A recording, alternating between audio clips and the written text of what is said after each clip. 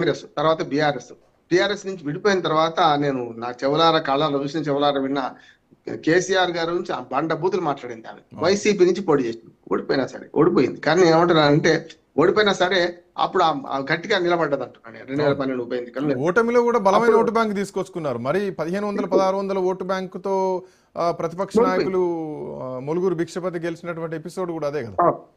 భిక్షపతి గెలిచింది అదే కాంగ్రెస్ నుంచి. అందుకని ఏమంటున్నానంటే ఖచ్చితంగా బీఆర్ఎస్ ను బాగా దూరమాడింది, వైసీపీ నుంచి పోటీ చేసింది, అదొకటి. రెండోది ఏంటంటే ఇప్పుడు తన కూతురుతో మాట్లాడించడానికి 3 కారణాలు ఉన్నాయి. ఒకటి ఏమో జిల్లాలో మొత్తం జట్టు కట్టి రేవూరి ప్రకాష్ రెడ్డి లేకపోతే వేం నరేందర్ రెడ్డి, ఇటు పక్క ఎస్సీ నాయకుడు మన కళ్యాణ్ శ్రీహరికి అందరిని కలుపుకొని పూర్తిగా మొత్తం ఆమెను ఒంటరి చేసినప్పుడు ఏమైంది, అట్లా నెగ్గింది. ఒక రకంగా చెప్పాలంటే ఒంటరి చేసి ఇంతమంది కంప్లైంట్లు ఇచ్చినా కూడా ఎక్కడ ఆమెను పిలిపించి అడగలే, వీళ్ళే పిలిపించారు, మీరు మీ ఆధారాలు చూపించండి ఏంది అని అన్నారు. రెండోది ఏమైందంటే మన యాదగిరిగుట్ట దేవాదాయ శాఖ మంత్రిగా ఉండి యాదాద్రి మనకు టెంపుల్ కమిటీ వేయడంలో, ట్రస్ట్ బోర్డు కమిటీ వేయడంలో ఆమెకి ఏం తెలవకుండా చేసి అమెరికా ఉన్నప్పుడు చేసింది, అది ఒక బాగా లోపడి ఉంది. ఇట్లాంటి వరుస కాబట్టి చూసుకుంటే అందరికి మొన్నటి రేవంత్ రెడ్డి గారు పరకాల సభకు పోతే అక్కడ ఈమె పోలే. ఖచ్చితంగా అంటే ఎదిరిస్తే గట్టిగా ఎదిరిస్తామనే మాట అయితే వస్తుంది ఆమెకి. వాళ్ళది ఇంటర్ క్యాస్ట్ మ్యారేజ్, చాలా ఫైట్ సిద్ధమైపోయారు. ఫైట్ సిద్ధమైంది. ముఖ్యమంత్రి వస్తుంటే ఎంత కోపం ఉన్నా పోకపోవడం ఉండదు, ఏదో మొహమాట అనుక పోతారు, పోలేదు. మూడోది ఏమైందంటే అనవసరంగా ఈ చిచ్చు రేపింది ఎవరంటే మనకు రేవంత్ రెడ్డి గారు అంటారు. ఎందుకంటే ఇప్పుడు అక్కడ వచ్చే ఎన్నికల కోసం ఎందుకు డిక్లేర్ చేయాల్సిన అవసరం ఉంది? ఏం పని చెప్పండి. ఇప్పుడు వాళ్ళు మొన్నటి ఎన్నికల్లోనే 2023 ఎన్నికలు 2 టికెట్లు అడిగారు. నాకు నా కూతురికి ఇవ్వమన్నారు, భర్తకి ఇవ్వమని చెప్పలే. నాకు నా కూతురికి ఇవ్వమన్నారు. భార్యాభర్తలు అంటే కష్టం, భార్యాభర్తలకు ఇవ్వలేదా? మరి ఉత్తమ్ కుమార్ రెడ్డి గారు ఉత్తమ్ కుమార్ రెడ్డి భార్యకి ఇద్దరికి టికెట్లు ఇచ్చింది కదా, మరి ఆ సాంప్రదాయం లేదా? మరి కాంగ్రెస్ పార్టీలో తండ్రికి కొడుకు ఇచ్చింది కదా. మైనంపల్లి హనుమంతరావుకు మనకి మల్కాజిగిరి, అట్లాగే మన రోహిత్ కి ఏమో మెదక్ ఇచ్చారు కదా. ఒకటి తండ్రి కొడుకులే కదా వాళ్ళు కూడా. అందుకని నాకు తల్లి బిడ్డకి ఎందుకు ఇవ్వలేదు అని అడిగింది. ఇవ్వలేదు సార్. వీటి ఎపిసోడ్ లో కొన్ని ప్రశ్నలు కనిపిస్తున్నాయి సార్. అంటే మనం గతంలో చూసుకుంటే ఒక వైఎస్ఆర్ లాంటి బలమైనటువంటి నాయకులు గతంలో నెదురుమల్లి మీద కౌంటర్లు వేయడమా, వాళ్ళని విమర్శించడమా, లేదంటే చెన్నమనేని పైన విమర్శించడమా, కోట్ల విజయభాస్కర్ రెడ్డి లాంటి ఒక సీనియర్లను ఆ స్థాయిలో ఉన్నటువంటి వ్యక్తులు ఒకరినొకరు విమర్శించుకోవడం, లెగసీ వేరు, స్టేచర్ వేరు. బట్ ఇప్పుడున్నటువంటి పరిస్థితుల్లో ఒక ముఖ్యమంత్రి, ఎంతైనా ముఖ్యమంత్రి స్థాయి ముఖ్యమంత్రులుగా ఉన్నటువంటి వ్యక్తిని ఒక మంత్రి కూతురు, పార్టీలో కనీసం సభ్యత్వం ఉందా లేదన్న విషయం అట్లా ఉంచితే, ఒక మంత్రి కూతురే టార్గెట్ చేసి సవాల్ విసిరేటువంటి స్థాయి వస్తుందంటే, సో ఎక్కడ లోపం ఎక్కడ జరుగుతుంది? నాయకత్వ లోపం జరుగుతుందా, లేదంటే స్టేచర్ మిస్ అవుతుందా? ఎట్లా చూడొచ్చు ఈ అంశాన్ని?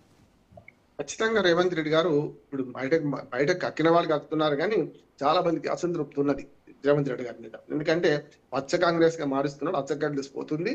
అది ఫిరాయింపుదారులే వెటికాకుండా ఉన్నారు, వాళ్ళకి పెద్ద సమస్య కాదు, కానీ వాళ్ళది కూడా సమస్య రేపు పొద్దున వస్తుంది. చూడండి ఇప్పుడు ఏమంటున్నానంటే ఇవన్నీ ఆల్రెడీ వచ్చింది ప్రచారం చేస్తున్న కామెంట్స్ కానీ, లేదంటే జగిత్యాల సంజయ్ మధ్యలో చేసినటువంటి కామెంట్స్ ఏమైనా అట్లాగే ఉన్నాయి కదా. దాన నాగేందర్, మన కృష్ణమోహన్ రెడ్డి, మన గద్వాల ఎమ్మెల్యే, ఆయనకు వ్యాఖ్యలు చేసిండు.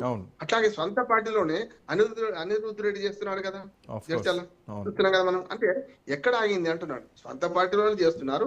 ఒక్కడే సబ్సైట్ అయింది ఎవరంటే జగ్గారెడ్డి సబ్సైట్ అయింది. ఎందుకంటే ఆయనకి ఏదో పార్టీ పదవులో లేకుండా అక్కడక్కడ పెత్తనం ఇచ్చి వెత్తపెద్దరికం అంటారు కదా, అట్లా అప్పచెప్పినని నేను అనుకుంటున్నాను. ఏది కొన్ని పంచాయతీలు ఇచ్చడానికి బొమ్మని చెప్పడం, జగ్గాన్న అనడం, మొన్న సంగారెడ్డి మీటింగ్లు పెట్టి జగ్గాన్ని మీరు కోల్పోయారని ప్రజల ముందు అనడం. ఏమవుతుందంటే రేవంత్ రెడ్డి అతి వాచాలత్వంతో కొన్ని సమస్యలు తీసుకుంటాడు. ఈ మాట అంటున్నాడు, వర్షంగా ఉంది, అతి వాచాలత్వం అంటాం. అవసరం లేని మాట్లాడుతున్నాడు. ఇప్పుడు మొన్న సంగారెడ్డిలో అదే మాట్లాడిండు, కాకపోతే అది అనుకూలంగా మాట్లాడిండు ఎవరికి, జగ్గారెడ్డికి. అక్కడ చింత ప్రభాకర్ ఎమ్మెల్యే ఉన్నాడు కనుక అక్కడ మాట్లాడితే వెళ్ళింది.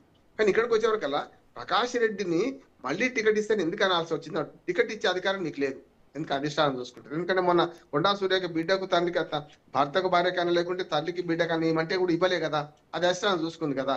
ఈయన ఎందుకు జోక్యం చేసుకున్నాడు అనవసరంగానే మాట వస్తుంది. అందుకని చాలా పరుషంగా మాట్లాడింది. డైపర్లు వేసుకునే వాళ్ళ నాయకులను ఎట్లా తీస్తారు, నడవ చేతనైతే లేదు. ప్రకాష్ రెడ్డి గారి గురించి అన్నది కదా, అమైతే అట్లాగే డైరెక్ట్ గా అసలు నువ్వు గెలుస్తావా నువ్వు అనే మాట్లాడు ముఖ్యమంత్రిని ఛాలెంజ్ చేస్తున్నారు. చాలా పరుషమైన మాటలు. సీఎం ప్రతిష్ట దెబ్బతీసే విధంగా ఈ కామెంట్స్ ఉన్నాయి. ఏకంగా ముఖ్యమంత్రి వచ్చి ప్రచారం చేస్తే గెలుస్తారా అని చాలా పెద్ద సవాల్ ఇది. అంతే కదా, నువ్వు వచ్చి ప్రచారం గెలిపి చూద్దాం, నేను ఇండిపెండెంట్ టికెట్ ఇవ్వకపోయినా సరే ఇండిపెండెంట్ పోటీ చేస్తా, నేను గెలుస్తా అనే మాట ఎప్పుడో కాదు, మళ్ళీ ఎన్నికలు పెడితేనే రాజీనామా చేయించి రమ్మని చెప్తున్నారు. ఇప్పుడు పరకాల విషయంలో వాళ్ళకు కొండా కుటుంబానికి ఒక అడ్వాంటేజ్ శ్రీకాంత్ ఏంటంటే, గతంలో సాయంపేట నియోజకవర్గం పరకాలగా మారిపోయింది ఆల్మోస్ట్, అంతే కదా. ఆ పరకాల నియోజకవర్గం కొంత భాగం ఇందులోకి ఉన్నది, కొంత భాగం భూపాలపల్లికి. చలివాగు దాటినాక పరకాల ఊరు దాటితే కాన్స్టిట్యున్సీ భూపాలపల్లి అయింది. దీని గానే కాదు, పరకాల ప్రాపర్ లక్ష్మీపూర్ ఇటుపక్క కమలాపూర్ మండలం నుంచి ఇటుపక్కదంతా కూడా పరకాల నియోజకవర్గం అయింది మనకు కదా. అందుకని ఏమంటున్నానంటే, ఏదైనా సరే కొండా సురేఖ ఒక కొండను ఢీ కొడుతుంది. కొండన ముఖ్యమంత్రి కొండే కదా, ఇప్పుడు ఎంత అనుభకుడైనా ముఖ్యమంత్రి కదా, తల పగులుతుందని తెలిసి కూడా ఢీ కొడుతున్నారు. అయితే అది పోతే వెంట్రుక పోతుంది, లేకపోతే కొండ వస్తుందనే కదా, అంతే కదా. కొండ పేరులో కొండ ఉంది కనుక రామ్ గోపాల్ వర్మ లాంటి వాడు కూడా కొంచెం తెలంగాణ ఇటువంటి ఫ్యాక్షన్లు ఇవి తక్కువ ఉంటాయి. అటువంటిది వాళ్ళ మీద సినిమా తీసింది కదా కుటుంబం మీద కాదు.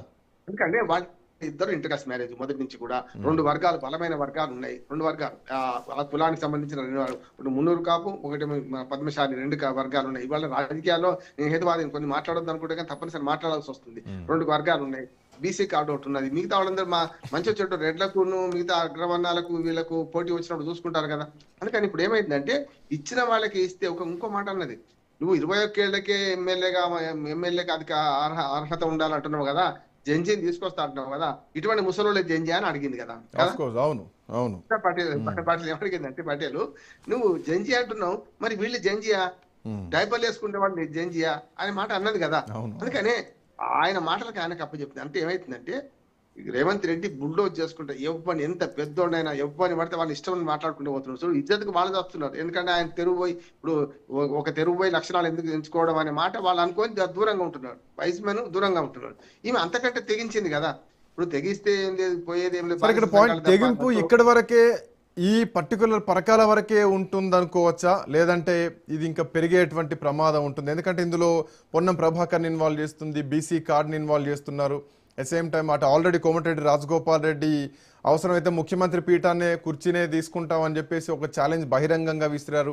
ఏ జిల్లాకు ఆ జిల్లా ఇట్లాంటి ఎపిసోడ్సే నడుస్తున్నాయి.